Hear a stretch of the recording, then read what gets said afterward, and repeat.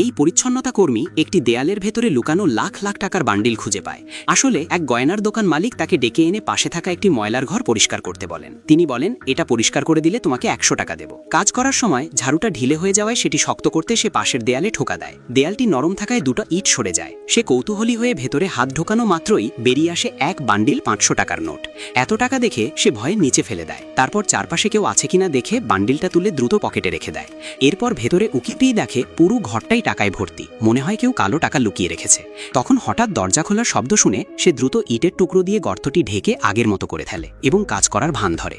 কিন্তু মালিক এসে তাকে 100 টাকা দিয়ে ঘরটা তালা মেরে দেয়। এটা দেখে সে বলে, ওই ঘরের ভেতরে অনেক ইঁদুর আছে, আমি কাল ইঁদুরের বিষ দিয়ে যাব। তার হাতে এত টাকা থাকায় সে খুশি হয়ে সোজা পাবলিক ওয়াশরুমে গিয়ে বান্ডিলটি খোলে এবং কিছু টাকা নিজের পার্সে রাখে। এরপর একটি মলে গিয়ে কেনাকাটা শেষে 500 টাকার নোট দিলে দোকানদার একটু সন্দেহ করে। এটা দেখে সে বলে, এটা আসল টাকা, আজকেই মজুরি পেয়েছি। সেখান থেকে বেরিয়ে সে বাড়ি ফিরে সবাইকে অবাক করে দেয়। খাওয়ার সময় পাওনাদার হাজির হলে সে তাৎক্ষণিকভাবে সব ঋণ শোধ করে দেয়। অভাবী স্বামীর হাতে এত টাকা দেখে তার স্ত্রীও হতবাক হয়ে যায়।